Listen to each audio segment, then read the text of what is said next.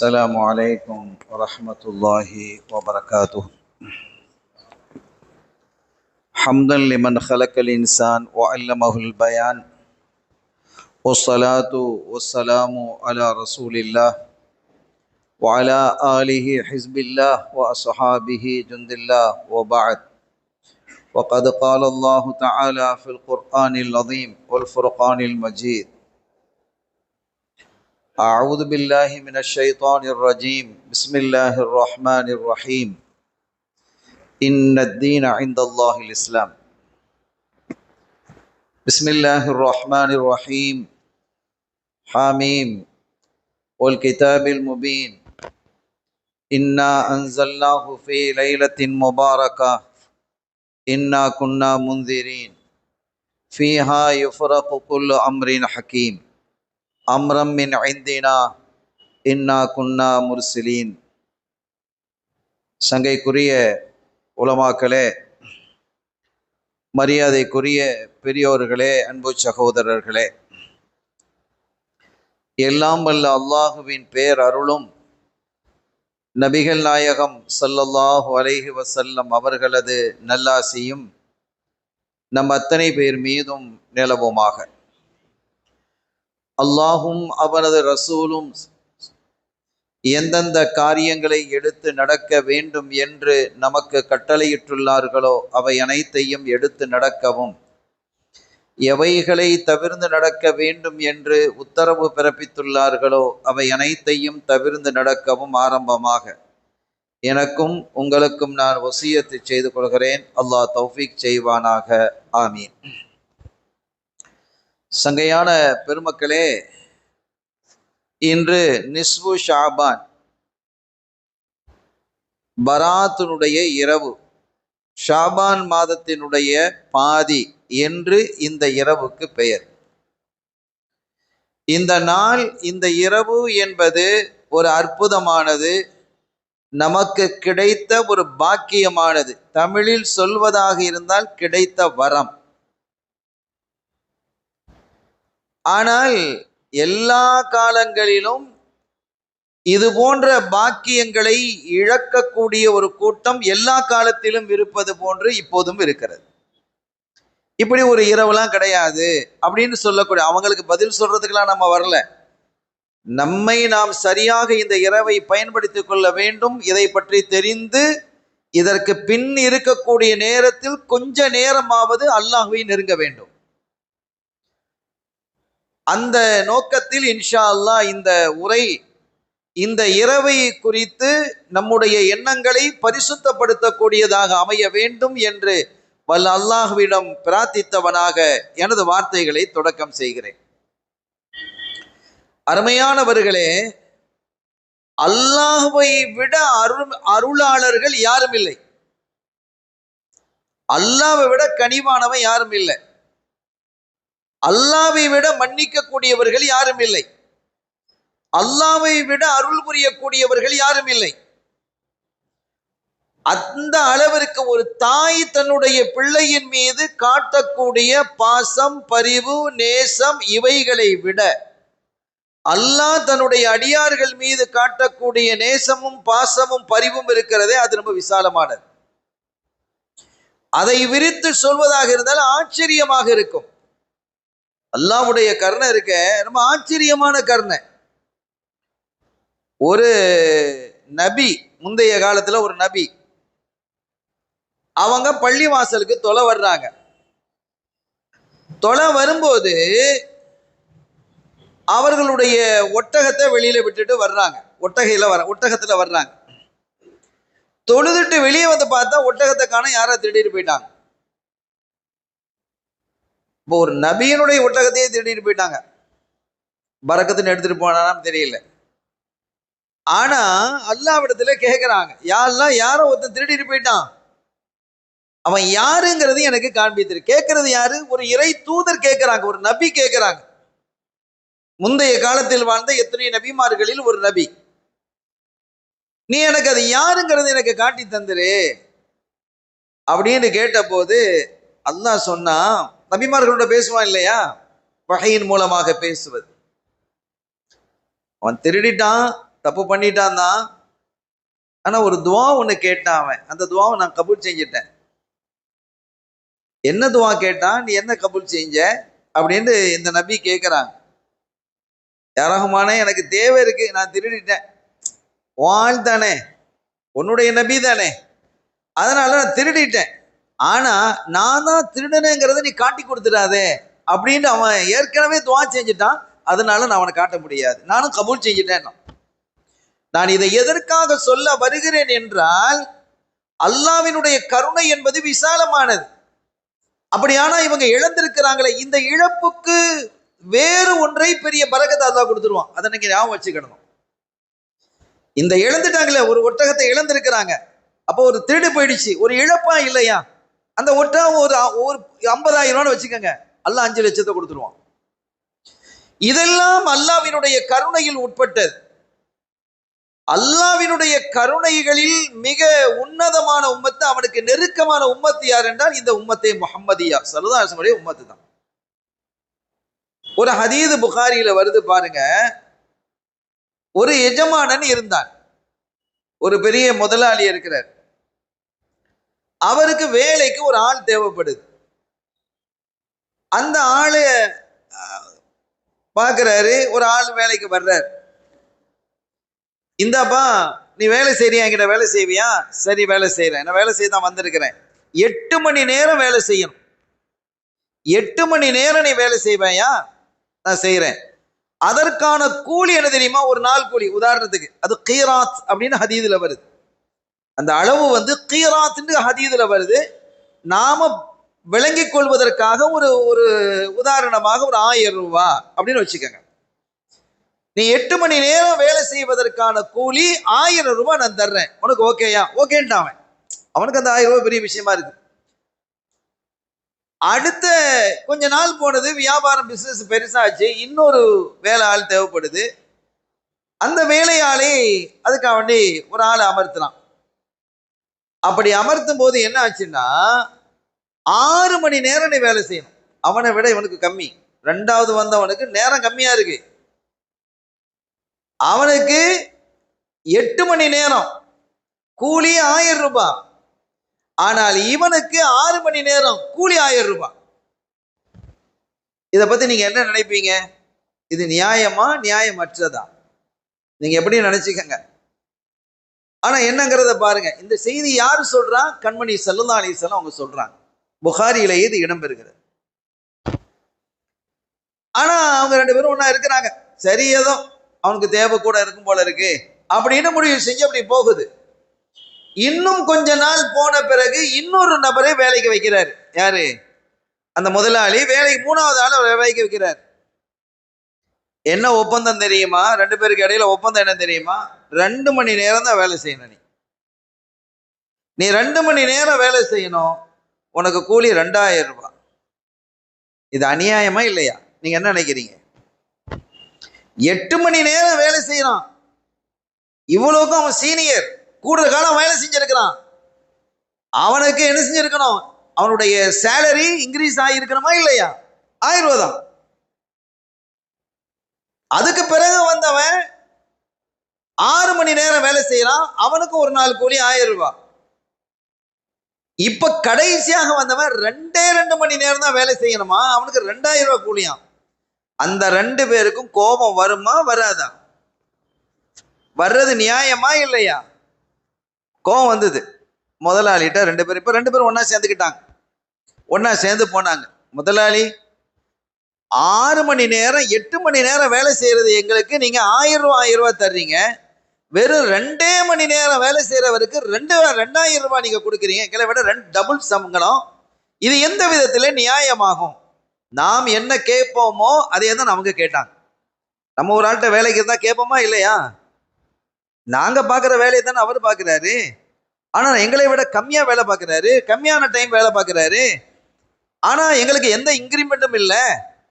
அந்த 1000 ரூபாயிலேயே நாங்க இருக்கிறோம். இவர் வந்த உடனேயே 2000 ரூபாய் வாங்குறாரு, அதுவும் 2 hours ஒன்லி. இது எப்படி நியாயமானது முதலாளி அப்படின்னு கேட்டான். ஓ, நியாயத்தை பத்தி நீங்க என்கிட்ட பேச வந்திருக்கிறீங்களா? முதலாளி சொன்னான். ஆமா. சரி, உட்காருங்க. உங்களுக்கு நான் எப்படி ஒப்பந்தம் பண்ணேன்? 8 மணி நேரம் வேலை செய்யணும், 6 மணி நேரம் வேலை செய்யணும், அப்படிதானே ஒப்பந்தம்? ஆமா. 8 மணி நேரத்தை விட உனக்கோ 6 மணி நேரத்தை விட உனக்கோ ஒரு நிமிஷம் நான் கூடுதலாக வேலை வாங்குகிறேனா? இல்ல, வேலை வாங்கல. நாங்களே 8 மணி நேரம் எங்க வேலை முடிஞ்சோன்னு நாங்களே போயிடும். நீங்க ஏன் ஒரு கூட 5 நிமிஷம் இருந்தா அப்படிலாம் நீங்க கேட்க இல்லை. எங்களுக்கு அந்த இதுல நீங்க சரியா நடந்துக்கிட்டீங்க. சம்பளம் எப்படி பேசணும்? 1000 ரூபாய். இந்த 1000 ரூபாயில இருந்து என்னைக்காவது ஒரு நாள் ஒரு 5 ரூபாய் அல்லது 1 ரூபாய் நான் குறைச்சு தந்திருக்கிறேனா? நாம் பேசிய ஒப்பந்தத்திலிருந்து நான் மீறினேனா? இல்ல, மீறல. அப்ப எப்படி நான் அநீதம் இழைத்தவனாக ஆகுவேன்? இது அநீதமா? இப்ப யோசிக்கணும். ஹதீதுகளை இப்படி சிந்திக்கணும். ஸல்லல்லாஹு அலைஹி வஸல்லம் இதை சொல்றாங்க. அந்த எஜமானன் சொல்றாரு, அந்த முதலாளி சொல்றாரு, நான் உங்களுக்கு எவ்வளவு காலம் வேலை செய்ய வேண்டும் என்று ஏவினேனோ அதிலிருந்து ஒரு நிமிடம் கூட நான் அதிகப்படுத்தல. அப்படித்தானே? ஆமா. நான் எவ்வளவு சம்பளம் தருவேன் என்று நான் சொல்லி நீங்கள் அங்கீகரிச்சீங்களோ, அக்ரிமெண்ட்ல சைன் பண்ணீங்களோ, அதிலிருந்து 1 ரூபாயை நான் குறைக்கல. அப்படித்தானே? ஆமா. நாளைக்கு தரேன், நாளன்று தரேன், அதுவும் செய்யல. இல்ல, அங்க நான் ஒரு ஆளை வேலைக்கு அமர்த்து 2 மணி நேரம் வேலை செய்யி அல்லது 2 நிமிஷம் வேலை செய், உனக்கு 2000 ரூபாய் தருவேன் அல்லது 20000 ரூபாய் தருவேன் அல்லது 2 லட்சம் ரூபாய் தர்றாங்கிற ஏன் இஷ்டத்துல உள்ளது. அதை கேட்கறதுக்கு நீங்க யார்? யோசிக்க வேண்டும் சகோதரர்களே. அதை கேட்பதற்கு உங்களுக்கு ரைட்ஸ் இருக்கா? இருக்குன்னு சொல்லுங்க. இருக்கா? இல்ல. உங்களுக்காக விதித்த விதியிலிருந்து நம்ம 2 பேருக்கும் உள்ள அக்ரிமெண்ட்ல இருந்து ஏதாவது மாற்றம் நிகழ்ந்தால் நீங்க என்கிட்ட கேட்கலாம். அப்படி ஏதாவது மாற்றம் நிகழ்ந்து இருக்கிறதா? உங்க அக்ரிமெண்ட்ல நான் மீறி இருக்கிறேனா? இல்ல, மீற இல்ல. பிறகு நான் ஒரு ஆள் போறாரு, அவருக்கு நான் 10 லட்சம் ரூபாய் கையில கொடுக்குறேன், அதை கேட்கறதுக்கு நீங்க யாரு? அட, நான் யாருக்கும் கொடுப்பேன். என்னுடைய செல்வம் என்னுடையது, நான் சம்பாதித்தது, நான் வைத்திருக்கிறது. நீங்க பணியாளர்கள், என்னுடைய செல்வம் அதிகரித்து நீங்க உதவலாம், நான் நாடுனா உங்களுக்கு கூட தரலாம், அது வேறு விஷயம். ஆனால் ஒப்பந்தத்திலிருந்து நான் மீறவில்லை என்னும் பொழுது நான் நீதி தவறவில்லை என்பதை நீங்க புரிஞ்சுக்கிடணும். இதான் யதார்த்தம். இப்படி சொல்லிட்டு இப்பதான் சரதாசன் விஷயத்த சொல்றாங்க. முந்தியது யாரு தெரியுமா? முந்திய அந்த எஜமான அந்த முதலாளி யாரு தெரியுமா? யாரும் இல்ல, அல்லாஹ் தான். முந்தியது யாரு தெரியுமா? யகூதிகள், பனு இஸ்ரவேலர்களுடைய முந்தியவர்கள், மூசா அலைஹிஸ்ஸலாமுடைய கவும்கள். அவங்க நீண்ட காலம் வாழ்ந்தாங்க. ஆனா அவங்களுக்கு அவங்க வழங்கப்பட்ட கூலிலாம் ஒரு அளவுதான். அதுக்கு அடுத்தது யார் வந்தா? நஸ்ரானிகள், கிறிஸ்தவர்கள் சொல்றோம்ல, அவங்களும் ஆரம்பத்தில் முஸ்லிம்கள் தானே, ஈசா நபி ஏத்துக்கிட்டவங்க தானே. இப்ப அதுக்கு பிந்திய காலத்துல தான் அவங்க என்ன செஞ்சுட்டாங்க? அந்த இறை கொள்கையை விட்டு வெளியில போயிட்டாங்க, சிலைகளை வழங்க ஆரம்பிச்சுட்டாங்க. ஈசா நபியையே யார் சிலைகளை வணங்கக்கூடாதுன்னு சொன்னாங்களோ அதே நபியையே என்ன செஞ்சுட்டாங்க? சிலையை வச்சு வணங்கிட்டாங்க. சரி, அந்த செய்திக்கு நம்ம போகல. அப்ப அந்த காலத்தில் அவர்களும் வேதம் கொடுக்கப்பட்டவர்கள், அஹ்லுல் கிதாப். யூதர்களும் அஹ்லுல் கிதாப் தான், வேதம் கொடுக்கப்பட்டவர்கள். நஸ்ரானிகள் என்று சொல்லக்கூடிய கிறிஸ்தவர்களும் அஹ்லுல் கிதாப் தான், வேதம் கொடுக்கப்பட்டவர்கள் தான். நாமும் அஹ்லுல் கிதாப் தான், குர்ஆன் தரப்பட்டவர்கள். தௌராத்து, அங்க இன்ஜீல், நமக்கு குர்ஆன் தரப்பட்டிருக்கிறது. நம்ம எல்லாம் அஹ்லுல் கிதாப்.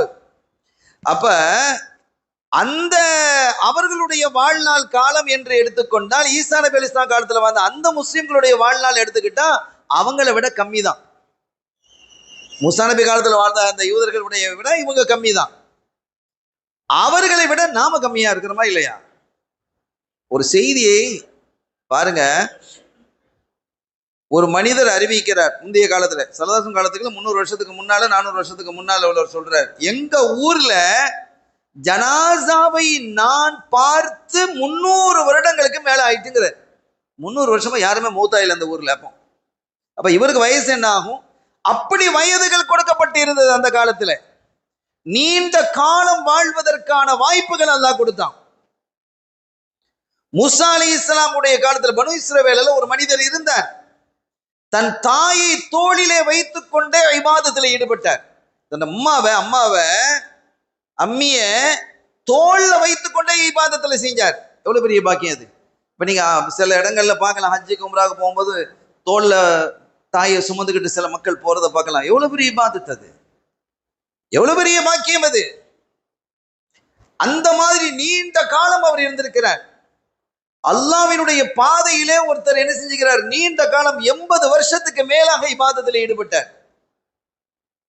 ஃபுல்லா அல்லாஹ்வுக்காக வேண்டி அர்ப்பணித்தார் தன்னுடைய காலத்தை. இதெல்லாம் எவ்வளவு பெரிய நன்மைகள்.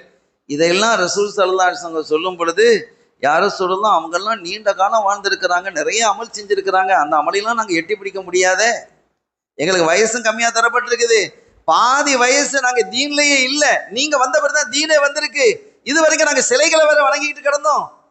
எனவே எங்களுடைய வாழ்க்கை என்பது 60 வருஷமோ 70 வருஷமோ சொல்றீங்க, 30 வருஷம் அதுல போயிடுச்சு, அல்லது 35 வருஷம் போயிடுச்சு, 40 வருஷம் போயிடுச்சு, இன்னும் 30 வருஷமோ 20 வருஷமோ 25 வருஷமோ தான் நாங்க வாழ்றோம். ஆனா அந்த காலத்துல வாழ்ந்தவங்க 1000 வருஷம் 500 வருஷம் 800 வருஷம் 700 வருஷம் வாழ்ந்திருக்கிறாங்களே, அவ்வளவு காலம் இபாதத்து செய்திருக்கிறார்களே, அந்த இபாதத்தை நாங்கள் அடைய முடியாதே அப்படின்னு கேட்கிறாங்க.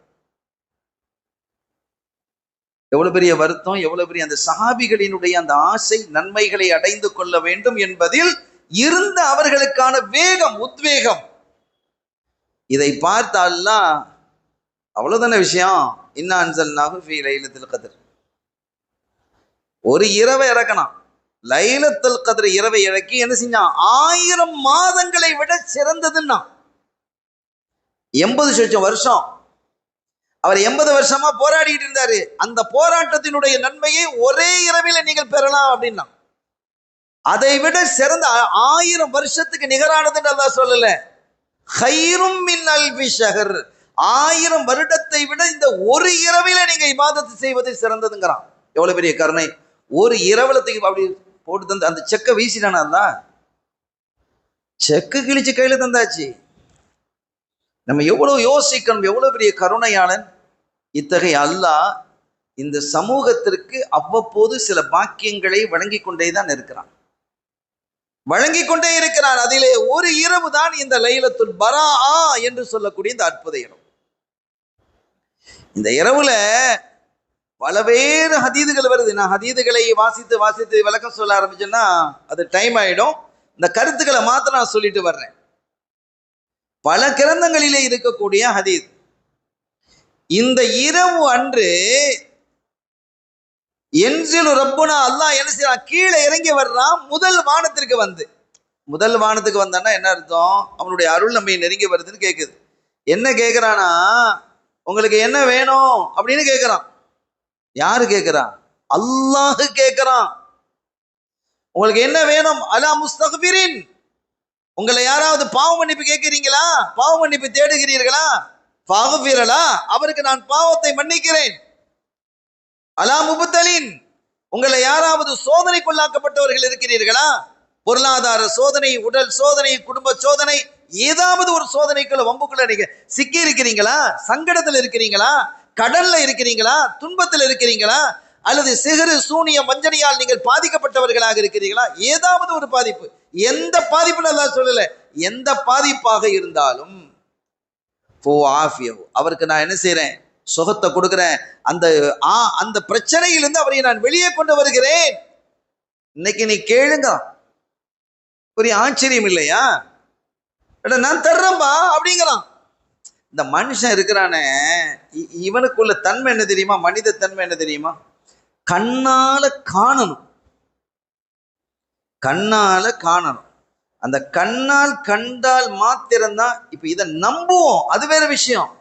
ஆனா அதுல ரகபத், ஒரு ஆசை நமக்கு வருமானா, பெருசா ஆசை வராது.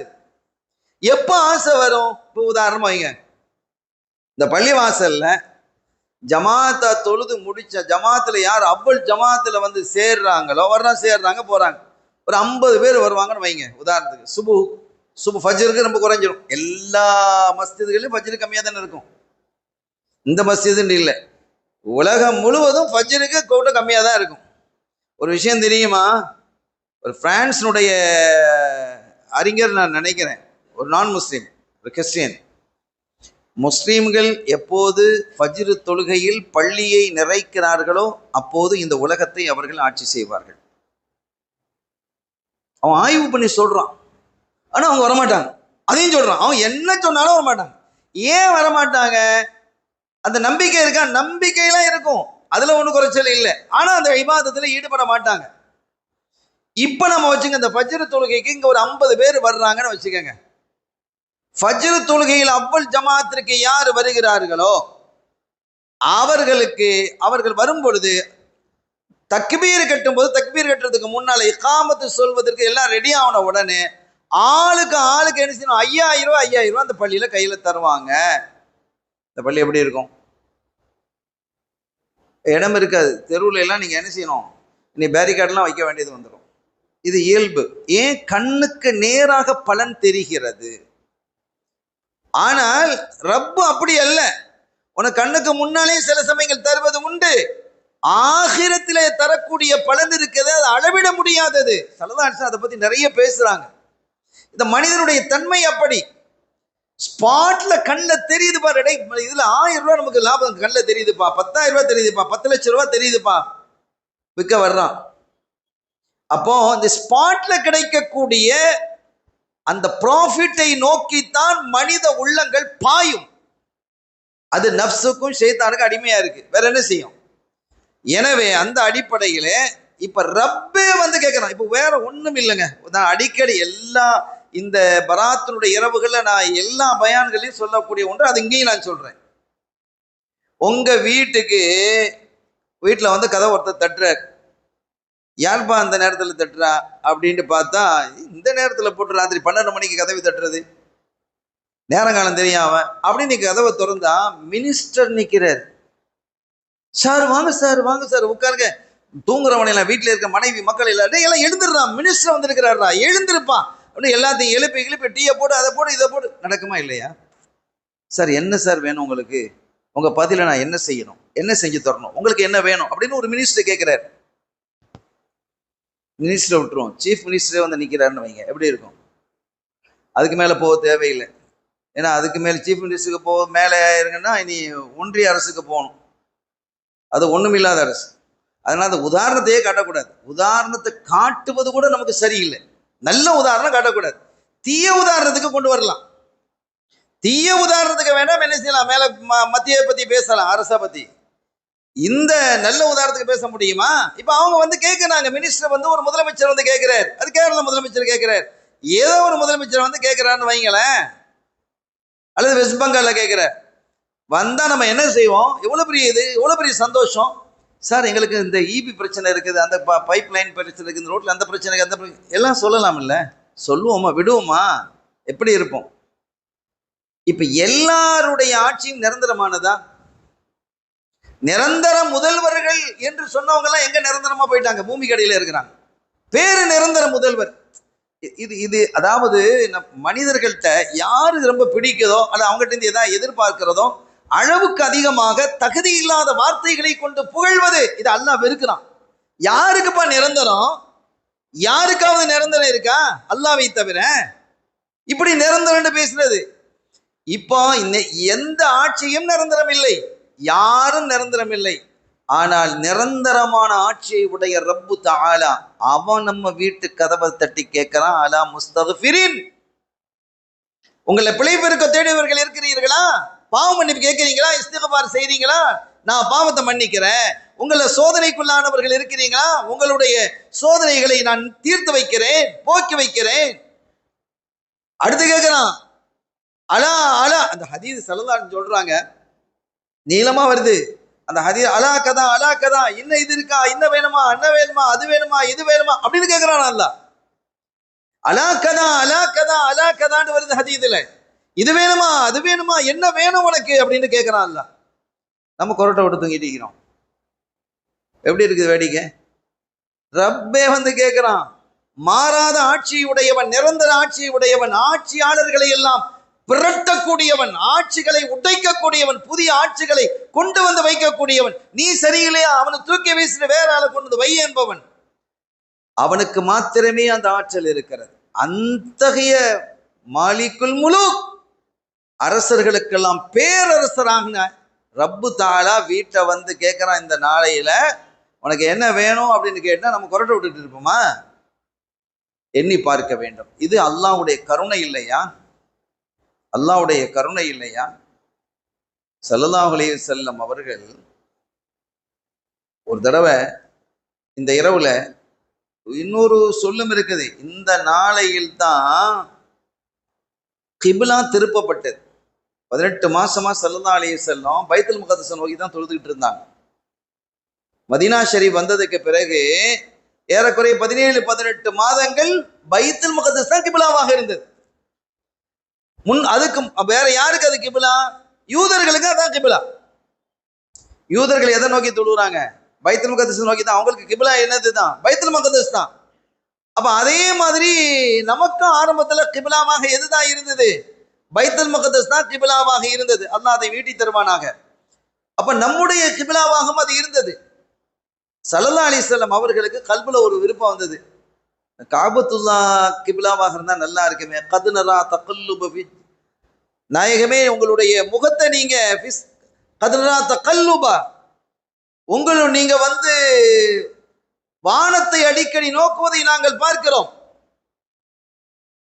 தகல்லுப வஜ்ஹிக ஃபிஸ் ஸமா, வானத்தை நோக்கி இப்படி திருப்பி பாக்குறீங்க, வகி வராதா? அல்லாஹ் தஆலா காபத்துல்லாவை கிபிலா வாங்கிட மாட்டானா? அப்படி நீங்க பாத்துக்கிட்டு இருக்கிறீங்க இல்லையா? இப்போ அவங்க தொழுதுகிட்டு இருக்கிறாங்க. பைத்துல் முகத்தஸ் அந்த பக்கம் இருக்கு, காபத்துல்லா இந்த பக்கம் இருக்குது, நேர ஆப்போசிட்ல இருக்குது, எல்லாம் எதிரும் புதிருமா இருக்குது. அந்த பக்கம் பார்த்து தொழுதுகிட்டு இருக்கிறாங்க. ஒரு பள்ளியில ஒரு இடத்துல தொழுதுகிட்டு இருக்கிறாங்க. ஒரு அசர் தொழுகேண்டு வருது. அங்க தொழுதுகிட்டு இருக்கும்போது அல்லாஹ் வசனத்தை எழுதிக்கிட்டான், பலனு வள்ளி என்னக்க கிபிலத்தன் தர்லாஹாங்கிறான். இந்த வார்த்தைகள்லாம் பார்க்கணும். நீங்கள் எதை கிபிலாவாக விரும்பினீர்களோ, நீங்கள் எதை கிபிலாவாக பொருந்தி கொண்டீர்களோ, சல்லாசங்களை பார்த்து சொல்றான், நீங்க விரும்பின கிபிலாவின் பக்கம் உங்களை நாம் திருப்பி வைத்தோம். நீங்க விரும்பினதுனால அதை நான் கபூல் செஞ்சங்கிறான். ரசூலுல்லாஹ்வுடைய விருப்பத்துக்கு எவ்வளவு பவர் அது! சல்லல்லாஹு செஞ்சா தெரியுமா? அப்படியே திரும்பினாங்க, அப்படி திரும்பினாங்க. சஹாபிகள் அப்படி திரும்பினாங்க, திரும்பி இந்த பக்கம் வந்துட்டாங்க. ஸ்டெப் மெதுவா 3 ஸ்டெப் சேர்ந்து வைக்க கூடாது. ஒரு ஸ்டெப் வச்சு நின்றணும், அடுத்த ஸ்டெப் வச்சு நின்றணும். ஒரு அவசர தேர்வு ஏற்பட்டால் தொழுகையில் உள்ள விஷயம் இது. இங்க நின்றாங்க. அப்ப இந்த கிபிலா திருப்பப்பட்ட நாள் கூட எந்த நாள் தான்? இந்த நிஸ்ஃபு ஷாபானுடைய பாதையில் தான் இது நடந்தது என்று சொல்லக்கூடியவர்களும் என்ன செய்யறாங்க, இருக்கிறாங்க. அப்படி சில அறிஞர்கள் குறிப்பிடுறாங்க. ஸல்லல்லாஹு அலைஹி வஸல்லம் இந்த இரவு அவங்க தொழுதுகிட்டு இருக்கிறாங்க. தொழுது முடிச்சு உட்கார்ந்து இருக்கிறாங்க. ஜிப்ரீல் அலைஹிஸ்ஸலாம் வந்தாங்க. யாரு சொல்லலாம், கொஞ்சம் வானத்தை பாருங்களேன், வானத்தை நோக்கி பாருங்களேன். என்ன அப்படின்னு வானத்தை பார்க்கறாங்க. வானத்தினுடைய கதவு திறந்திருக்கு. அங்க ஒரு மனிதர் நின்று கொண்டிருக்கிறார். அங்க ஒரு மலக்கு நின்று கொண்டிருக்கிறார். அவர் சொல்றார், தூபா லிமன் ரகஅ ஃபீ ஹாதிஹில் லைலா, இந்த இரவிலே யார் நின்று வணங்குகிறாரோ அவருக்கு சோபனம். யார் கிரீட்டிங் சொல்றா? மலக்குமார்கள். பாவமே செய்ய தெரியாத மலக்குமார்கள் கிரீட்டிங்ஸ் அனுப்புறாங்க, வாழ்த்து சொல்றாங்க. ஒரு முதலமைச்சர் உங்களுக்கு வாழ்த்து சொன்னா எப்படி இருக்கும்? உங்க பேரை சொல்லி வாழ்த்து சொன்னா எப்படி இருக்கும்? மலக்கு வாழ்த்து சொல்றாரு.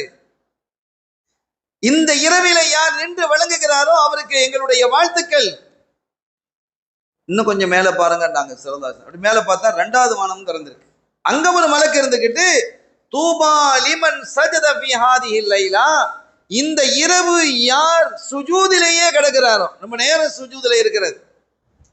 சுஜூது தான் பிரதானம் இல்லையா? தொழுகையில பிரதானமான இடம் எது? சுஜூது தானே. இதுக்கு என்ன சொல்றோம்? மஸ்ஜிது தானே. மஸ்ஜிதுன்னா சுஜூதுலேருந்து வர்றது தான். சுஜூது செய்யும் இடம் என்று அர்த்தம். மஸ்ஜிதுன்னா என்ன அர்த்தம்? சுஜூது செய்யும் இடம் என்று அர்த்தம். இது சுஜூது மட்டுமா செய்யறோம்? ருக்கு செய்யறோமா இல்லையா? அத்தஹியாத்துல அமர்றமா இல்லையா? கியாமுல அல்லாஹ் அக்பர் தக்பீர் என்று ஃபாத்தியா ஓதுறமா இல்லையா? அதெல்லாம் சொல்லாம கியாம்னு சொல்லும்போது மகாம்னு சொல்லி இருக்கலாம், மர்கா ருக்கு செய்யக்கூடிய இடம்னு சொல்லி இருக்கலாம், அல்லது மஜ்லிஸ் அமரக்கூடிய இடம்னு சொல்லி இருக்கலாம். அதெல்லாம் சொல்லல. மாறாக என்ன பேர் வச்சிருக்கிறான் அல்லாஹ்? மஸ்ஜிது சுஜூது செய்யற இடம்னு வச்சிருக்கான். ருக்கு நடக்குது, கியாம் இருக்குது, இஅ்திதால் இருக்குது, எத்தனையோ விஷயங்கள் இங்க இருக்கு. ஆனாலும் அல்லாஹ் வச்ச பேர் எது? சுஜூது செய்யும் தலம்னு வச்சிருக்கிறான். காரணம் என்னன்னா, சுஜூது செய்யும் போது அல்லாஹ்வுக்கும் அடியானுக்கும் இடையில இருக்கக்கூடிய திரையை அல்லாஹ் அகற்றான். நீ அதுல கேளுங்கிறான். உனக்கு கேட்க தெரியலையா? அரபியில கேட்க தெரியலையா? மனசுல கேளு. மனசால நீ என்ன செஞ்சுக்கிட்டே அல்லாஹ் இடத்துல வேண்டு.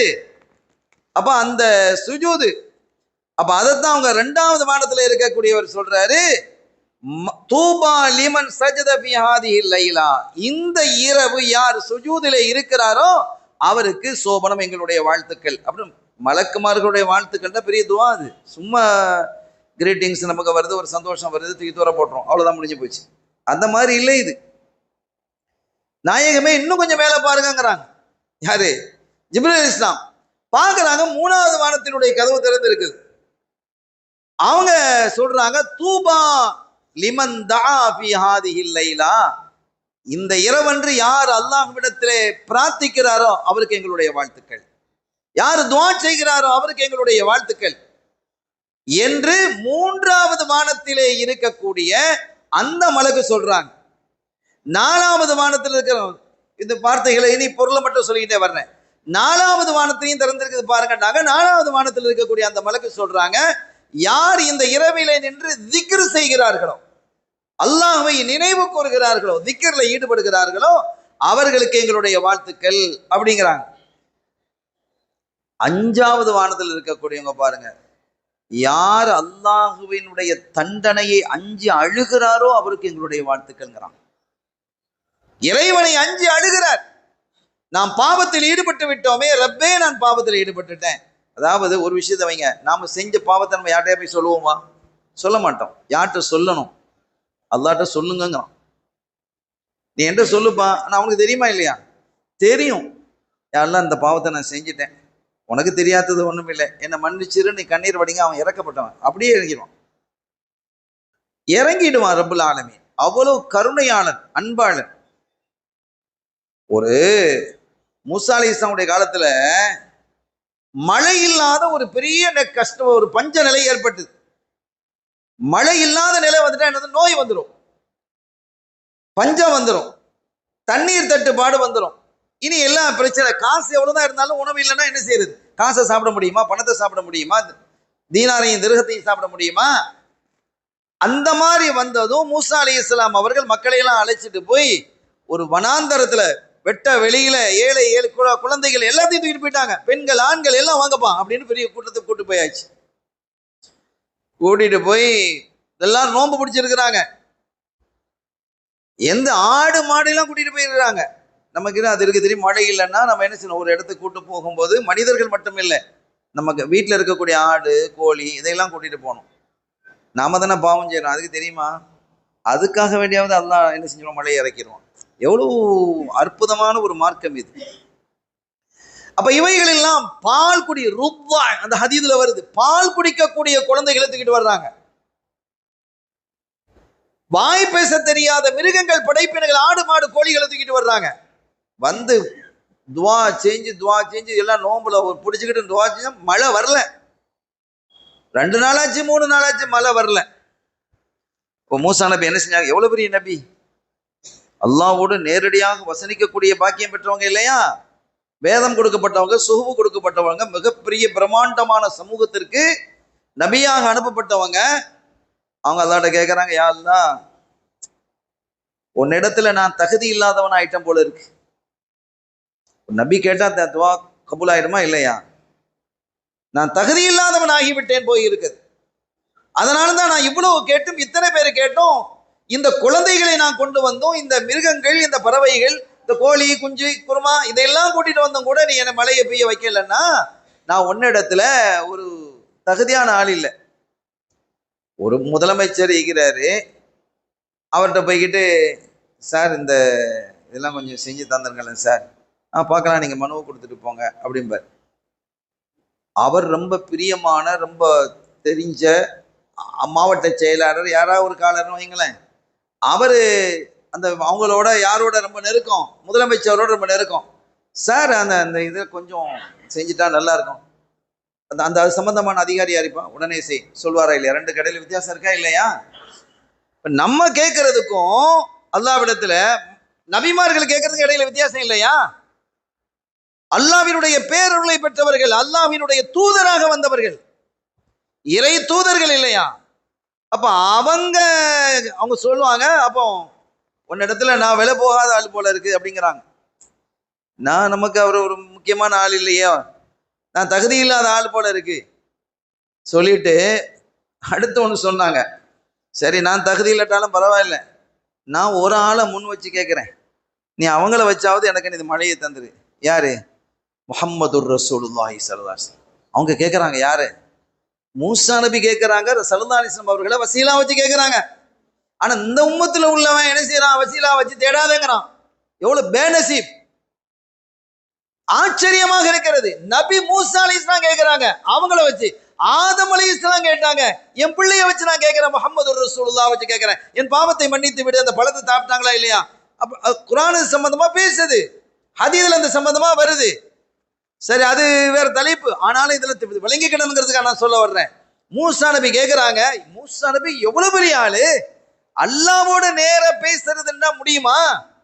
அல்லாஹ்வுடைய பேச்சு அவங்க கேட்டாங்களே, நம்ம கேட்டிக்கிறோமா? பிற நபிமார்கள் ரசூலுல்லாஹ்வை தவிர வேற யாராவது கேட்டிருக்காங்களா? இல்லையே. அப்ப எவ்வளவு பெரிய ஹை குவாலிட்டியில இருப்பாங்க அவங்க. அவங்களுடைய பொசிஷன்ங்கிறது எவ்வளவு உயர்வானது. அப்படிப்பட்ட மூசா அலைஹிஸ்ஸலாம் அவங்க சொல்றாங்க, நான் அப்படி போல இருக்கு. அப்ப அல்லாஹ் சொன்னான், அப்படி சொல்லாதீங்க, நீங்க என்னிடத்துல அந்தஸ்தானவங்க தான், நீங்க உயர்வானவங்க தான். ஆனா ஏன் தெரியுமா நான் உங்களுடைய துவாவை நிறுத்தி வச்சிருக்கிறேன்? இந்த பெரிய கூட்டத்துக்குள்ள இப்படி கூடி உட்கார்ந்து இருக்கிறாங்களே, ஆமீன் சொல்லிட்டு இருக்கிறாங்களே, இதுக்குள்ள ஒருத்தன் கிடக்குறான், 40 வருஷமா என்னை எதிர்த்து போராடிக்கிட்டு இருக்கிறான், தௌபாவே செய்யறது கிடையாது, பாவத்திலேயே மொழிய பார்த்து கிடலான்னு இருக்கிறான்.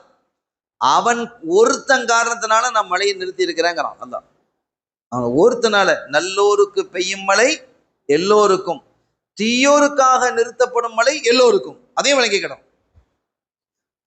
இதா கசுரல் ஹபஸ்ங்கிறாங்க ஸல்லல்லாஹு அலைஹி வஸல்லம். பாவம் அதிகமாகிவிட்டா மழை நின்றுங்கிறாங்க.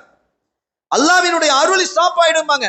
ஒஃபீன சாலிஹூன், ஆயிஷா சித்திகா நாயகி கேட்கிறாங்க, எங்கள நல்லவர்கள் சாலிஹீன்கள் நல்லடியார்கள் இருக்கும் போதுமா? ஆமாம், உங்களை நல்லடியார்கள் இருந்தாலும் சரி, பாவங்கள் அதிகரித்து விட்டா அல்லாஹ் தஆலா என்ன செஞ்சிருவான்? தண்டனை இறக்கிடுவான். ஆனா அந்த நல்லடியார்களை ஆகிரத்தில் அவங்களுக்கு பாக்கியம் உண்டு, அது வேற விஷயம். அதனால என்ன புரியுறோம்? நல்லோருக்கு பெய்யும் மழை எல்லோருக்கும் என்று சொன்னால் பொல்லோருக்காக நிறுத்தப்படும் மழை எல்லோருக்கும் தான். இப்ப அவன் காரணத்தினால தான் மழை நிறுத்தப்பட்டது.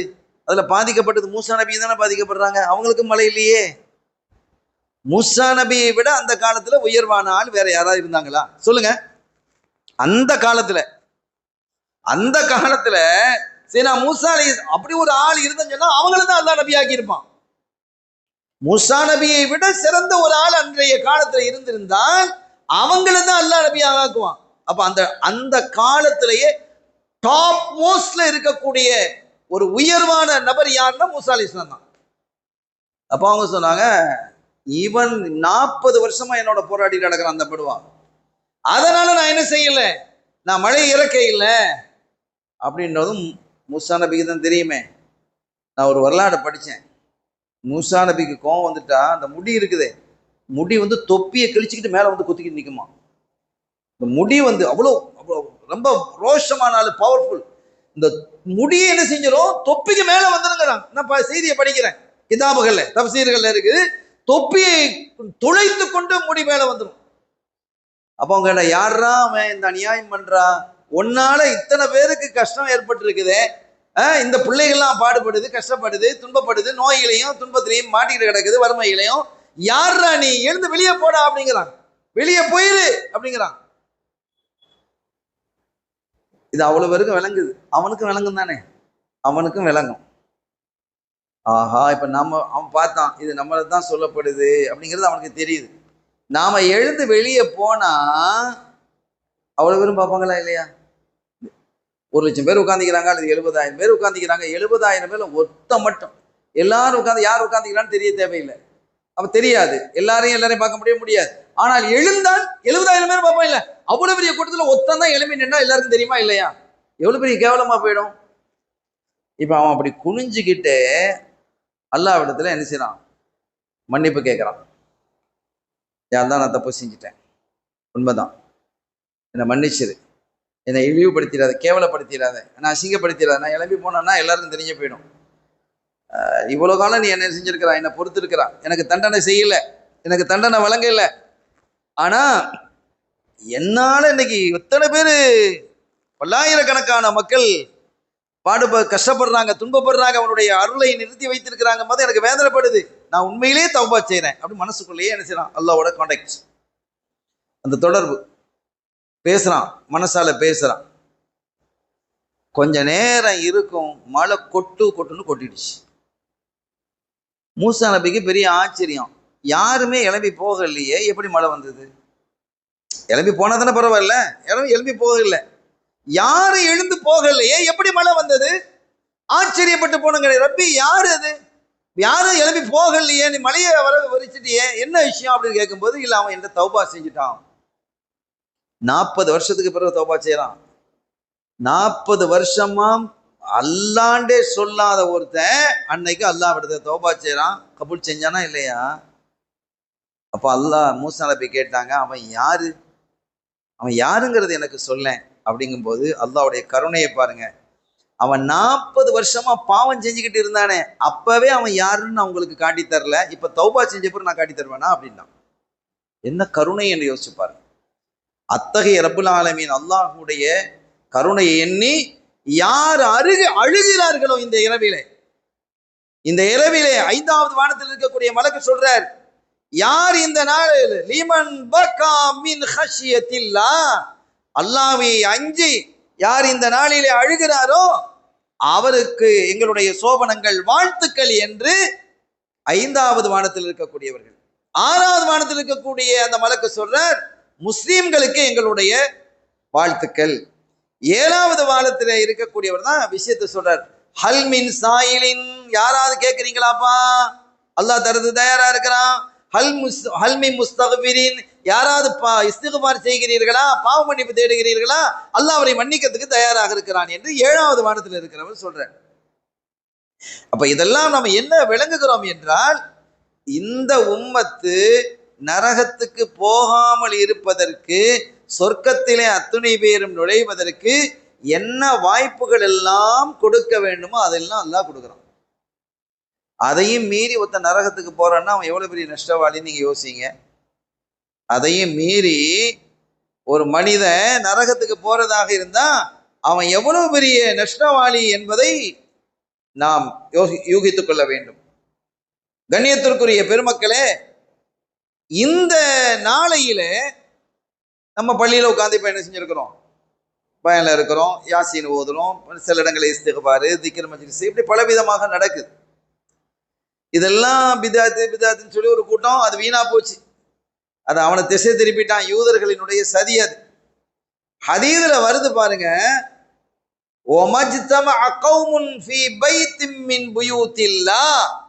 அல்லாஹ்வினுடைய வீடுகளில் நின்று ஏதேனும் ஒரு வீட்டில், மஸ்ஜிதுகள் என்ன ஏதாவது மஸ்ஜிதில் யார் ஒன்று கூடி, எந்த மக்கள் ஒன்று கூடி குர்ஆனை ஓதி அதற்கான விளக்கங்களை சொல்லி அந்த மக்களை ஈர்க்கிறார்களோ அவர்களிடத்திலே அல்லாஹ்வினுடைய அருள், அல்லாஹ்வினுடைய சாந்தி, சக்கீனத்தை இறங்குகிறது. அவனுடைய ரஹ்மத் அந்த குழுவை அப்படியே அரவணைத்துக் கொள்கிறது. வஹஃபத்துஹுமுல் மலாயிகா, அந்த மலக்குமார்கள் எல்லாம் தங்களுடைய ரெக்கைகளால் அவர்களை சூழ்ந்து கொள்கிறார்கள் அப்படின்னு ஸல்லல்லாஹு அலைஹி வஸல்லம் சொல்றாங்க. இவ்வளவு பெரிய பாக்கியம், அது எல்லாம் இந்த நாளில் மட்டுமல்ல, எல்லா நாளையிலும். அப்ப இந்த நாளையில எப்படி இருக்கும்?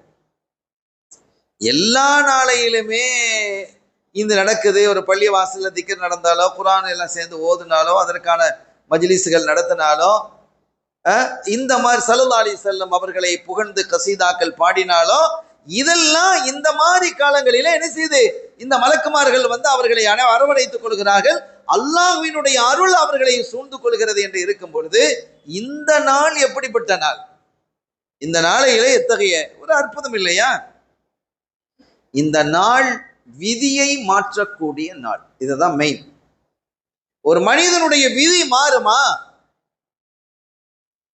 நம்முடைய விதியை குறித்து, விதின்னு சொன்னா நம்ம எவ்வளவு நாள் வாழ போறோம், என்ன சாப்பிட போறோம், ஆக்சிடென்டா, அதெல்லாம் பாதுகாப்பானாங்க. என்ன ஒரு மனிதனுடைய வாழ்வில் நடக்குது எல்லாமே அங்க லௌஹுல் மஹ்பூதுல பதிஞ்சிருக்கு. அப்படி பதியப்பட்ட ஒன்றை ரப்புல் ஆலமீன் அல்லாஹ் ஜல்ல ஷானஹு வ தஆலா என்ன செய்வான் அப்படின்னா, அதை இந்த ஏப்ரல் 1ஆம் தேதி கணக்கு பார்க்குறாங்களா இல்லையா? நம்ம திரும்ப திரும்ப நம்ம நிறைய இடங்கள்ல சொல்லுவேன், கேட்குறவங்க ஆனால் சில பேர் கேட்டிருக்கிறாங்க, இந்த ஏப்ரல் 1ஆம் தேதி கணக்கு பார்க்கணுங்கிறது கவர்மெண்ட் உங்களுக்கு சொல்லுதா, பார்த்து தான் ஆகணும்னு சொல்லுதா? இது வெள்ளைக்காரன் ஏற்படுத்தி வச்சான். இந்த வெள்ளைக்காரன், இந்த பிரிட்டிஷ்காரன், இந்த ஏப்ரல் 1ஆம் தேதி அக்கௌண்ட்ஸில் பார்த்து இதுங்கிறது. இப்போ அது செய்யறது தப்பு, நம்ம ஒன்று சொல்லலை. ஏன் நீ முஹர்ரம் 1 அன்னைக்கு நீங்க பாருங்களேன். முஹர்ரம் நம்ம மாதம் இல்லையா? ஏப்ரல் நம்ம மாசமா? முஹர்ரம் 1 அன்னைக்கு நீங்கள் என்ன செய்யுங்க, அந்த புது கணக்கு போடுதுன்னு சொல்றாங்களா இல்லையா? புது கணக்கு முஹர்ரம் 1 அன்னைக்கு போடுங்களேன். நான் உரையோடு உங்களுக்கு அட்வைஸும் பண்ணுகிறேன். அதே மாதிரி உங்கள் மனைவிக்கு ஒரு சில சமயங்களில் மாசம் மாசம் பணம் அனுப்பி வைப்பாங்க. வெளியூர்ல இருக்கிற ஆளு கையில கொடுப்பாங்க. எப்போ கொடுக்குறீங்க? 1ஆம் தேதி. ஏன் 1ஆம் தேதி கொடுக்குறீங்க? புற 1 அன்னைக்கு கொடுங்க.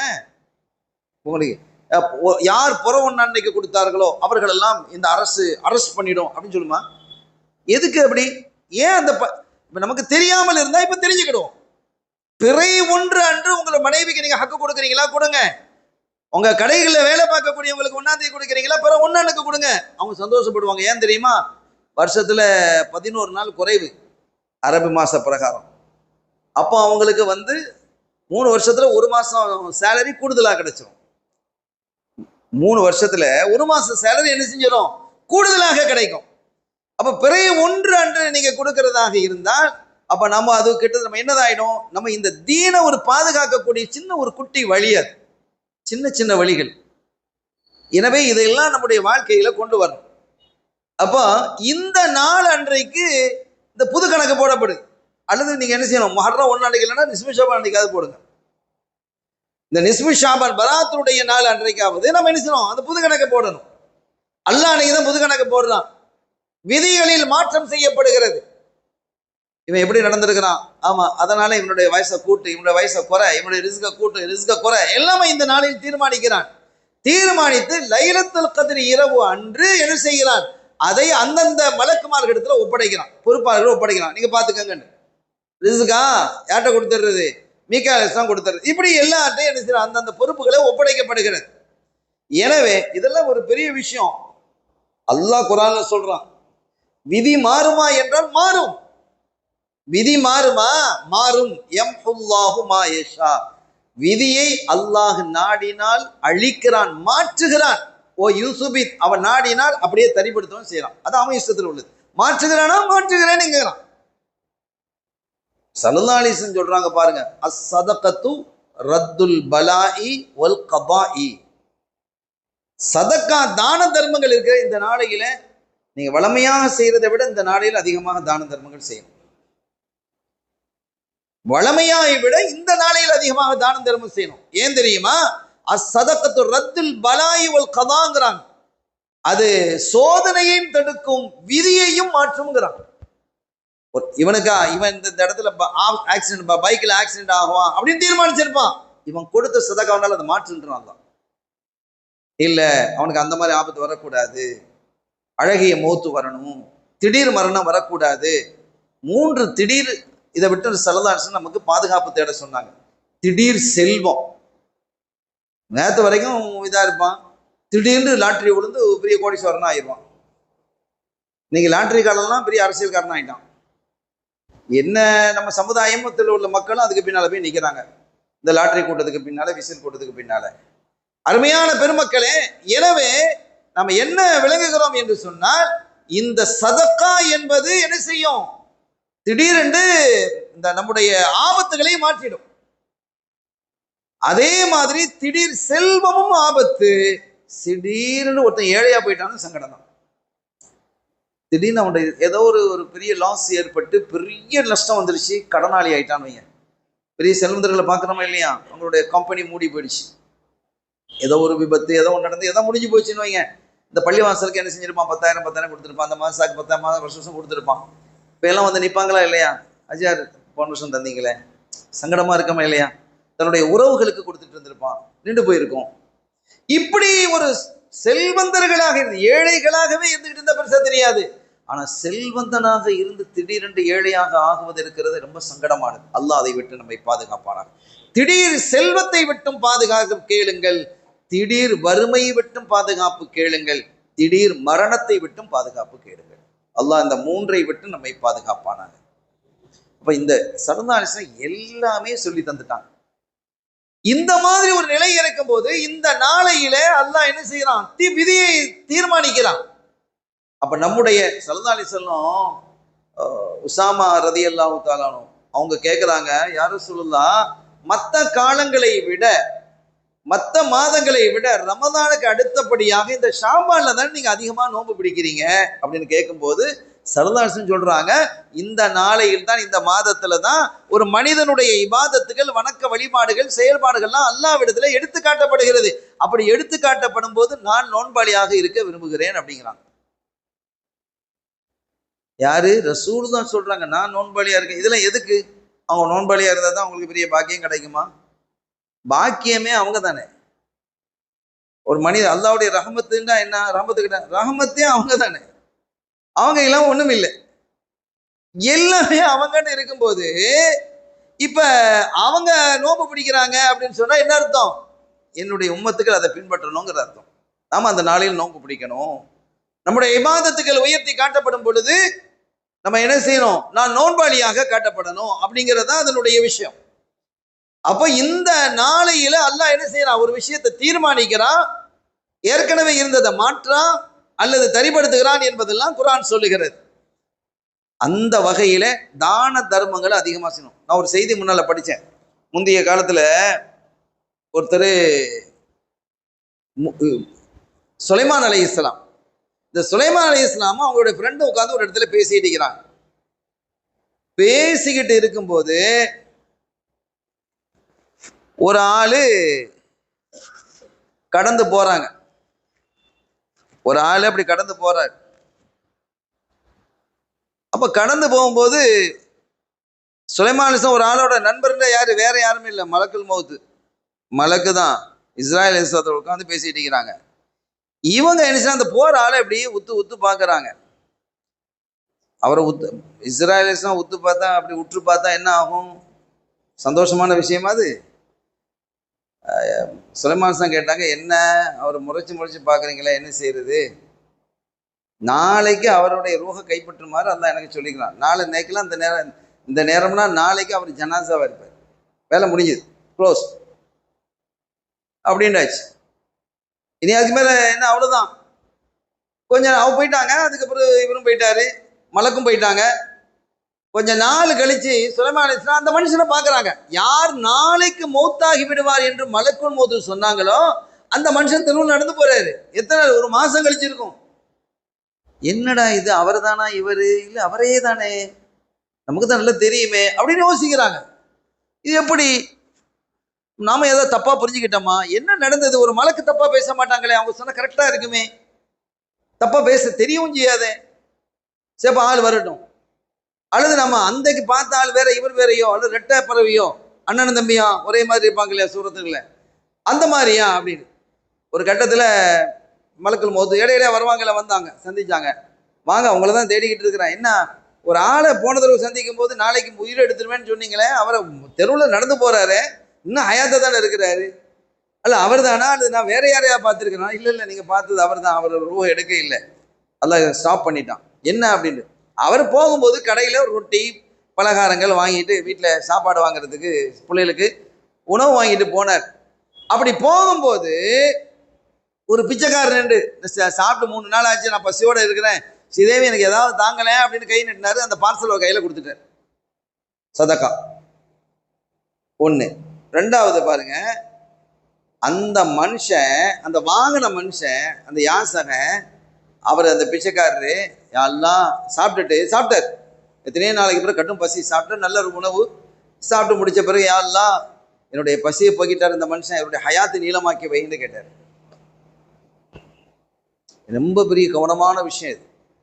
அந்த மாதிரி பசியை போக்கியவர்களினுடைய துவா இருக்கே, போக்கப்பட்டவர்களுடைய துவா இருக்கே, அது ரொம்ப உயர்ந்தது.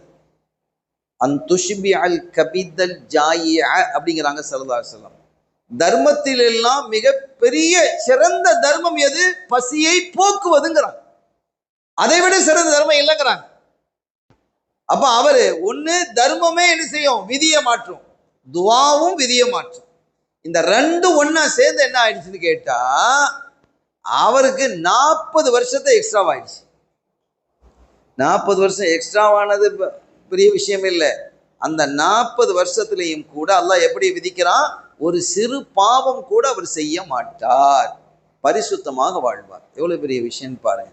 அப்போ விதியை மாற்றுவது என்பது இந்த அகீதா அஹ்லுஸ் சுன்னத் வல் ஜமாஅத்துன்னு இல்லை, இஸ்லாத்துல உள்ள விஷயம். அது விதி மாறும் என்பது நமக்கு தெளிவாக இருக்கிறது. எனவே அது அந்த விதியை மாற்றக்கூடிய நாளாக இந்த நாள் இருக்கு. இந்த நாளுக்கு லைலத்துல் பராஅ, லைலத்துல் முபாரக்கா, லைலத்துல் பரக்கா, அப்படி லைலத்து ஷக்குன்னு ஒரு பேர் இருக்கு. ஷக்கல்ல, ஷக்குன்னா சந்தேகம், இன்னைக்கு நோம்பா இல்லையா, இன்னைக்கு பெருநாளா இல்லையாங்கிறது தான் லைலத்து ஷக்கு அப்படின்னு யோமு ஷக்குலாம் சொல்றது. இது சாது சக்கு, லைலத்து சக்கு. இந்த லைலத்து சக்கு என்று சொன்னால் பதிவு செய்யப்படக்கூடிய நாள், பதிவு செய்து ஒப்படைக்கப்படுது விஷயத்த. அல்லாஹ் தஆலா இவனுக்கு எவ்வளவு காலம் ரிஸ்க், என்ன, எத்தனை பிள்ளைகள், இவனுக்கு எப்போ கல்யாணம் நடக்குமா நடக்காதா, எப்போ கல்யாணம் நடக்கும், எல்லாத்தையும் அதில் பார்த்தீங்கன்னா கல்யாணம், குழந்தை பிறக்கிறது, உணவு, வாழ்நாள், நோயா இல்லையா, ஆஃபியத், எல்லாத்தையும் அல்லாஹ் பதிவு செய்யறான். சகலதையும் பதிவு செய்யக்கூடிய நாள் அந்த நாள் என்பதால் இந்த நாளுக்கு என்று முன்னால் வாழ்ந்த சஹாபிகள் தாபியின்களுடைய காலத்துல ரொம்ப பெரிய முக்கியத்துவம் இருந்தது. உமர் ரலியல்லாஹு தஆலா இந்த யாசீன் ஓதிட்டு துவா ஓதுறாங்களா இல்லையா, இந்த துவாவை உமர் ரலியல்லாஹு தஆலா வளமையா இந்த நாள் இல்லை எல்லா நாளும் ஓதி வந்திருக்கிறாங்க. அதுல முக்கியமானது என்ன அப்படின்னு கேட்டா, யா அல்லாஹ் நீ என்னை பத்தி என்ன எழுதி வச்சிருக்கிறியோ தெரியாது, மூதேவின்னு எழுதி வச்சா என்ன சீதேவியா ஆக்கி, அல்லாஹ் நம்மையும் அப்படி சீதேவியாக ஆக்குவானா.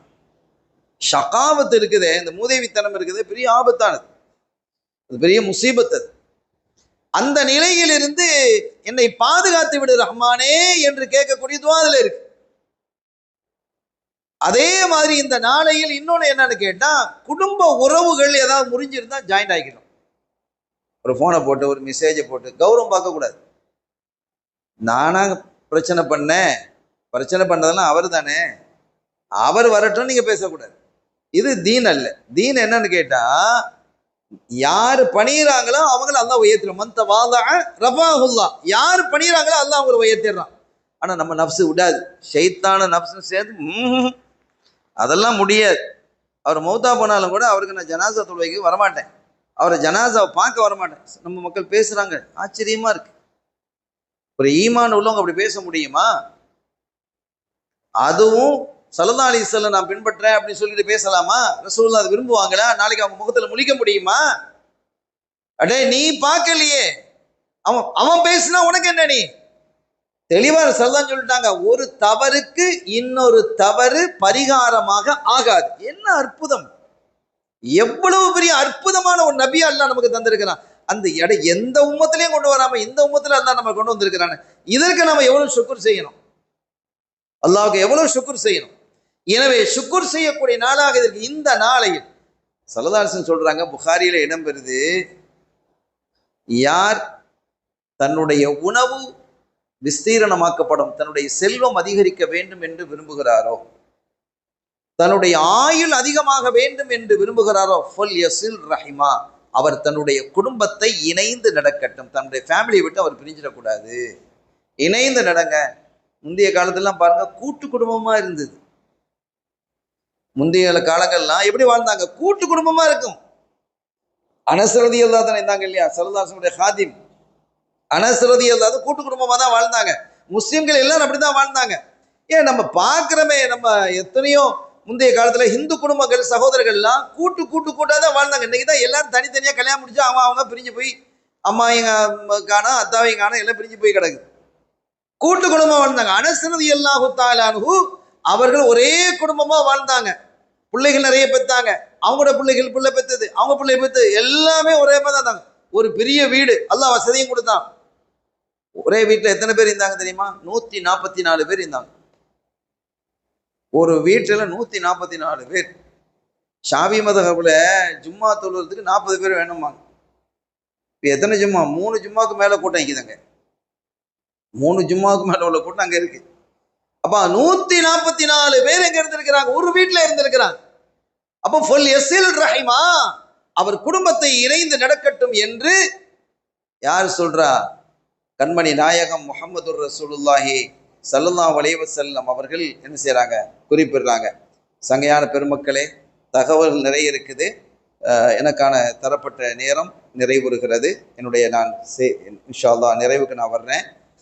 கடைசியாக ஆயிஷா நாயர் ரலியல்லாஹு தான் அவங்க சொல்றாங்க, ஒரு நாள் இரவு, இந்த நாள் தான் பராத்துடைய இரவு, சல்லல்லாஹு பார்க்குறேன், திடீர்னு காணல. நான் என்ன செஞ்சேன், தேடி போய் பார்த்தேன். ஜன்னத்துல் பக்கியில நின்று அவங்க என்ன செஞ்சுட்டு இருக்கிறாங்க, அவங்களுக்காக வேண்டி, அந்த மக்களுக்காக, அங்கே அடங்கி இருக்கக்கூடிய மக்களுக்காக, ஷஹதாக்களுக்காக, சாலிஹீன்களுக்காக, சஹாபிகளுக்காக துவா செஞ்சுக்கிட்டு இருந்ததை நான் பார்த்தேன். அப்போ இதுலேருந்து நம்முடைய இமாம்கள் சொல்றாங்க, அந்த நாள் எல்லா நாளும் ஜியாரத்து செய்யணும், குறிப்பாக தாய் தந்தையர்களை ஜியாரத்து செய்யணும், அவங்களுக்காக ஒரு யாசீனையாவது ஓதணும். அந்த நாள் இருக்கே, அது ரொம்ப விசேஷமான நாள். இந்த நாள், இந்த பராத்துடைய நாள் இருக்குதே, இது மிகுந்த விசேஷத்துக்குரிய நாள், ஜியாரத்துக்குரிய நாள். ஸல்லல்லாஹு அலைஹி வஸல்லம் அவங்களே போய் துவா செஞ்சுட்டு வந்திருக்கிறாங்க இல்லையா. அதற்கு பிறகு அவங்க என்ன செஞ்சுட்டாங்க, வந்துட்டாங்க. வந்து நீண்ட நேரம் என்ன செஞ்சாங்க, தொழுதுகிட்டு இருந்தாங்க. சுஜூதில் ரொம்ப நேரம் இருந்தாங்க. எனக்கு பயம் வந்துட்டு, ரொம்ப நேரம் சுஜூத். அதாவது இப்போ இமாம் இருக்கிறாங்கன்னு வைங்க, இமாம் தொழ வைக்கிறாங்க. சுஜூதில் சுப்ஹான ரப்பில் அலா வ பிஹம்திஹி, சுப்ஹான ரப்பில் அலா வ பிஹம்திஹி, சுப்ஹான ரப்பில் அலா வ பிஹம்திஹி எத்தனை தடவை சொல்லுவாங்க? 3 தடவை சொல்லுவாங்க. 5 சொல்லலாம், 7 சொல்லலாம், 9 சொல்லலாம், 11 சொல்லலாம், தனியாக தொழுதா. இப்போ அவர் சரி இதுலேயே சொல்கிறாங்கன்னு வைங்களேன், ஜமாத்தில் தொழும்போது இப்படி ஒரு 10,000 தடவை சொல்கிறாங்கன்னு வைங்க. இப்போ லுஹர்ல 1 மணிக்கு தொழுகை நடக்குது, 1 மணிக்கு தக்பீர் கட்டினாங்க, இமாம் தொழு வச்சாங்க. 4வது ரக்காத்தில் 2வது சுஜூத். பொதுவாக தனியாக தொழுகிறவங்க கடைசி ரக்காத்தினுடைய கடைசி சுஜூதில் ரொம்ப நேரம் இருப்பாங்க. சூஃபிகள்லாம் அதை செஞ்சுருக்கிறாங்க. சூஃபியாக்கள் இருந்தவங்கெல்லாம் கடைசி ரக்காத், எந்த தொழுகையோ, அது சுன்னத்தோ ஃபர்தோ நஃபிலோ எதுவாக இருந்தாலும், அதனுடைய கடைசி ரக்காத்தினுடைய கடைசி சுஜூத், 2வது சுஜூத், அதை என்ன செய்வாங்க, நீளமாக செய்வாங்க. ஆனால் இமாமத்தில் அதை செய்யக்கூடாது. இமாம் அதை செய்யக்கூடாது, தனித்து தொழும்போது அதை செஞ்சுக்கலாம். சரி, அப்படி நீளமா என்ன செய்வாங்க. ஸல்லல்லாஹு அலைஹி வஸல்லம் அப்படி நீளமா இருந்துட்டாங்க. இப்போ அவங்க தொழு வைக்கிறாங்க, ஒரு தொழு வைக்கும் போது ஒரு 1:7, 1:10 வைங்களேன். 4 ரக்காத்துக்கு வரும்போது 1:10, அந்த 1:10க்கு சுஜூதுக்கு போனாங்க. எவ்வளவு நேரம் ஆகும்? சுப்ஹான ரப்பில் அலா வ பிஹம்திஹி, சுப்ஹான ரப்பில் அலா வ பிஹம்திஹி, சுப்ஹான ரப்பில் அலா வ பிஹம்திஹி. 5 செகண்ட் தான் ஆகும் ஒரு சுஜூதுக்கு. ஆகக்கூடிய நேரம் 5, 6, 7. கொஞ்சம் நிதானமாக சுப்ஹான ரப்பியல் அலா வ பிஹம்திஹி 10 செகண்ட். மிஞ்சி போனா 15 செகண்ட், 1/4 நிமிஷம். 1 நிமிஷம் ஒரு இமாம் இருக்கிறான்னு வைங்க, பின்னால் உள்ள மாமுங்களுக்கெல்லாம் என்ன இது இப்படி போட்டு நீட்டிட்டு இருக்கிறாரு அப்படின்னு வந்துடும். இயல்பு. 2 நிமிஷம் ஆனா, 20 நிமிஷம் ஆனா என்ன ஆச்சியோ அப்படின்னு தான் சந்தேகம் வரும். ஆள் ஹயாத்தா இல்லையா அப்படின்ட்டு. 1 மணிக்கு சுஜூதுல 1:10க்கு சுஜூதுல உட்காந்து 2:10 ஆயிட்டுன்னு வைங்க, சுஜூது விட்டு இளமையிலன்னா என்ன இருக்கும்? ஒரு மாமும் இருக்க மாட்டாங்க, எல்லாரும் எழுப்பி போய்ப்பாங்க. அவர் மட்டும் தான் சுஜூதுல இருக்க வேண்டியிருக்கும். யாரும் இருப்பாங்களா? 1 மணி நேரம் சுஜூதுலேயே இருப்பாங்களா? அவருக்கு பின்னால இருக்கு. அப்படி தொலை வைப்பதற்கு அனுமதி இல்லை. தனியா தொழும்போது ஸல்லல்லாஹு அலைஹி வஸல்லம் அந்த இரவுல நீண்ட நேரம் சுஜூதுல இருக்கிறாங்க. ஆயிஷா நாயை பயந்துட்டாங்க. அல்லாஹ் தஆலா உங்களுடைய ரூஹை கைப்பற்றிட்டானோடு பயந்தேன் அப்படிங்கிறான். திருப்பி ஸல்லல்லாஹு எழுந்து கேட்டாங்க, ஆயிஷா நீங்க பயந்துட்டீங்களா என்ன? நாம நாயகமே இப்படி இந்த நாளையில என்னுடைய உம்மத்துக்காக வேண்டி நான் ஷஃபாத்து செய்து, அல்லாஹ் சொன்னா நீங்க ஷஃபாத்தின் மூலமாக 3ல் 1 பங்கை நான் சொர்க்கலோகத்துக்கு அனுப்புறேன், 1/3 அனுப்பிடுறேன் அப்படின்னு. நீங்க ஷஃபா செய்யறது மூலமா உங்களுடைய ஷஃபாத்தை கொண்டு 1/3 நான் அனுப்பிடுறேன். 300 கோடி பேர்னா 100 கோடி பேர் ரசூலோட ஷஃபாத்தை கொண்டு உள்ள போயிடுவான். நான் விடல, அல்லாஹ் எனக்கு அது காணாது, எனக்கு இன்னும் அதிகம் தான் அப்படின்னு கேட்டேன். சரி 50, 50, 300 கோடினா 150 கோடி போ அப்படின்னு அனுப்பிடுவேன். முடியாதுன்னாங்க. என்ன கருணை நபி ஸல்லல்லாஹு அலைஹி வஸல்லம். அப்ப சுலுசானி 2/3, 300ல 200 கோடி அப்படின்னா இதுவும் போதாது. அப்பா ஸல்லல்லாஹு அலைஹி வஸல்லம் அல்லாஹ் சொன்னா, ரொம்ப ஹரீஸுன் அலைக்கும், ரொம்ப இதா இருக்கிறீங்களே, ஆசை ரொம்ப கூட இருக்க. ஹரீஸ்ன்னு சொன்னா பேராசைன்னு தான் அர்த்தம். பேராசை, நம்ம பேராசை எப்படி இருக்குது? ஸல்லல்லாஹு அலைஹி வஸல்லம் பேராசை என்ன? தன் உம்மத்துல எல்லாரும் சொர்க்கத்துக்கு போகணுங்கிறது அந்த ஆசை தான். ஹரீசுன் அலைக்கும் பில் மூமினீன ரவுஃபுர் ரஹீம். உங்களுடைய உம்மத்தின் மீது நீங்கள் பேராவல் கொண்டவர்களா இருக்கிறீங்க, கருணை கொண்டவர்களாக, ரவுஃபாக இருக்கிறீங்க, ரஹீமாக இருக்கிறீங்கன்னு அல்லாஹ் சொல்றான். குர்ஆன்ல சொல்லுதா இல்லையா? தௌபாவுடைய கடைசி சூரா, கடைசி ஆயத்து. அப்ப நான் திரும்பவும் கேட்டேன், அப்ப ரசூலுடைய கணக்கு என்ன? கொல்லும் அஞ்சுமா எல்லாத்தையும் பிடிச்சி தள்ளிடணும், ஒருத்தன் நரத்து போக கூடாது அப்படின்னு. அப்போ அல்லாஹ் சொன்னா, சரி இப்போ உங்களுக்கு இப்போ எல்லாத்தையும் அனுப்பணும், நான் அனுப்புறேன், ஆனா சிலரை அனுப்ப மாட்டேன் நான். அந்த சிலர் யார்? ஒன்னும் முஷ்ரிக்கா இருக்கிறவன், அவன சப்ஜெக்டை விடுங்க. ஷஹ்னா அப்படிங்கிறான். அப்படின்னா யாரு? அதாவது விரோத தன்மை உடையவன். அவன் வந்தா நான் வர மாட்டேன். பள்ளிவாசல ஒரு மீட்டிங், புதுசா ஒரு போர்டு தேர்ந்தெடுக்க போறாங்க, அவர் இருந்தா நான் இருக்க மாட்டேன். இது விரோதம். ஸல்லல்லாஹு அலைஹி வஸல்லம் விரும்ப இல்லை. இவனை மன்னிக்க மாட்டேங்கிறான் அல்லாஹ். இந்த நாளையில் நான் எல்லாத்தையும் மன்னிக்கிறேன், இந்த ஷஹனாவை நான் மன்னிக்க மாட்டேன், இவனை நான் மன்னிக்க மாட்டேங்கிறான் ரப்புல் ஆலமீன் அல்லாஹ் ஜல்ல ஷானஹு வ தஆலா. இப்படி சில நபர்களை அல்லாஹ் குறிப்பிடுறான். அதுல ஒண்ணு, இன்னொன்னு என்னன்னு கேட்டா, மது அருந்தக்கூடியவன். எப்போதும் அருந்து தௌபா செஞ்சா பரவாயில்ல, ஆனா காலம் எல்லாம் மது அருந்திக்கூடியவன், காலம் எல்லாம் விபச்சாரத்துல ஈடுபடக்கூடியவன், இவனை எல்லாம் நான் மன்னிக்க மாட்டேன். அதுலேயே முசிர்ரும், அதுலேயே மூழ்கி போய் கிடக்கிறானே, அதை விட்டு வெளியே வராம கிடக்கிறானே, அவனை நான் என்ன செய்ய மாட்டேன், மன்னிக்க மாட்டேங்கிறான் ரப்புல் ஆலமீன். இப்படி எல்லாத்தையும் பண்ணிக்கிறேன் எக்ஸப்ட் இவர்கள் தவிரண்டு சில பேர்களை குறிப்பிடுறான். அதுல 1-2 பேர் நான் குறிப்பிட்டிருக்கிறேன். இதுல மெயினா அதே மாதிரி விரோதம் பாராட்டக்கூடியவர்கள், உறவுகளை முறிக்கக்கூடியவர்கள், இவர்களுக்கு அந்த வாய்ப்பை நான் கொடுக்க மாட்டேன் நாயகமே அப்படின்னு அல்லாஹ் அறிவிச்சிருக்கிறான்.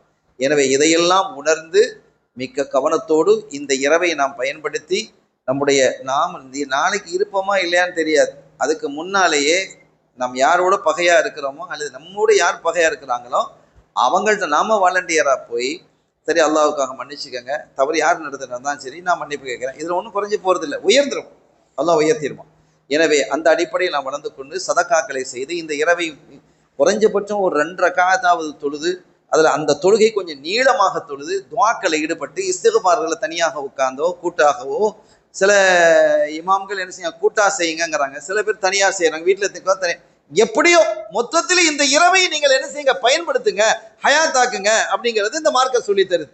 எனவே இதையெல்லாம் நாம் உணர்ந்து இந்த இரவை நமக்கு கையில தந்திருக்கக்கூடிய ஒரு அற்புதமான பாக்கியம், இந்த பாக்கியத்தை நாம் சரியாக பயன்படுத்தி கொள்வோமாக.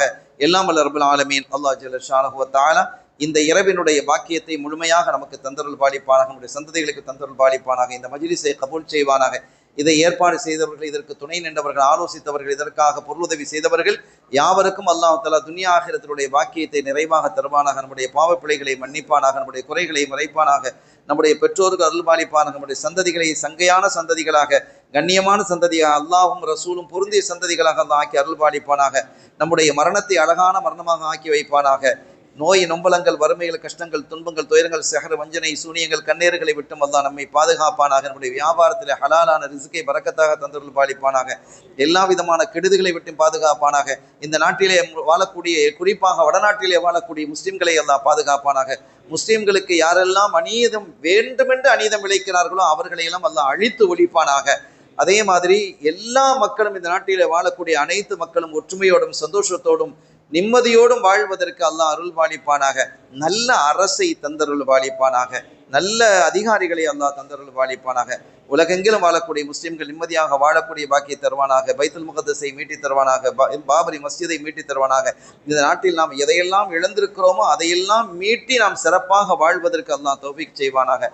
லா இலாஹ இல்லல்லாஹ் முஹம்மது ரசூலுல்லாஹ் என்ற கலிமாவை மொழிந்து கொண்டு மரணிக்கக்கூடிய பாக்கியத்தை தருவானாக. சக்கராத்துடைய வேதனை விட்டும், கபருடைய அதாபை விட்டும், மறுபடிய அதாபை விட்டும், நரக அதாபை விட்டும், கேள்வி கணக்கினுடைய கடுமைகளை விட்டும் அல்லாஹ் நம்மை பாதுகாத்து கண்மணியாம் பொன்மணி முஹம்மது ரசூலுல்லாஹி ஸல்லல்லாஹு அலைஹி வஸல்லம் அவருடைய ஷஃபாத்தை பெற்றவர்களாக அவருடைய திருக்கரத்தால் ஹவுதுல் கோது நீர் அருந்தக்கூடிய பாக்கியத்தை தந்தருள் பாலிப்பானாக. நாம் எல்லோரும் சோனலோகத்திலே கண்மணியாம் முஹம்மது ரசூலுல்லாஹி ஸல்லல்லாஹு அலைஹி வஸல்லம் காலடியில் அமர்ந்து எல்லாவற்றுக்கு மேலாக அவனுடைய திருலிகா என்ற அற்புதமான காட்சியை காணக்கூடிய மகத்தான பாக்கியத்தை அல்லாஹ் நமக்கும் நம்முடைய சந்ததிகளுக்கும் நம்முடைய உறவுக்கும் அல்லாஹு தாலா நம்மை சார்ந்தவர்களுக்கும் நம்முடைய நேசர்களுக்கும் அல்லாஹ் ஏற்படுத்தி தருவானாக. பிஹக்கி ஹபீபிஹி ஸல்லல்லாஹு அலைஹி வஸல்லம். அல்லாஹும்ம ஹாதா துஆ மின்கல் இஜாபா, அல்லாஹும்ம ஹாதா துஆ மின்கல் இஜாபா, அல்லாஹும்ம ஹாதா துஆ மின்கல் இஜாபா. வஸல்லல்லாஹு தஆலா வஸல்லம் அலா கைரில் ஹல்கி வ நூரி அர்ஷிஹி சய்யிதினா முஹம்மதின் வ ஆலிஹி வ ஸஹ்பிஹி அஜ்மஈன். வல்ஹம்துலில்லாஹி ரப்பில் ஆலமீன். எல்லாம் வல்ல அல்லாஹ்வின் அருளையும் ஸல்லல்லாஹு அலைஹி வஸல்லம் ஷஃபாத்தையும் பெறுவோமாக. வாய்ப்பளித்தமைக்கு நன்றி. வ ஆகிரு தஅவானா அல்ஹம்துலில்லாஹி ரப்பில் ஆலமீன். வஸ்ஸலாமு அலைக்கும் வரஹ்மத்துல்லாஹி வபரகாத்துஹு.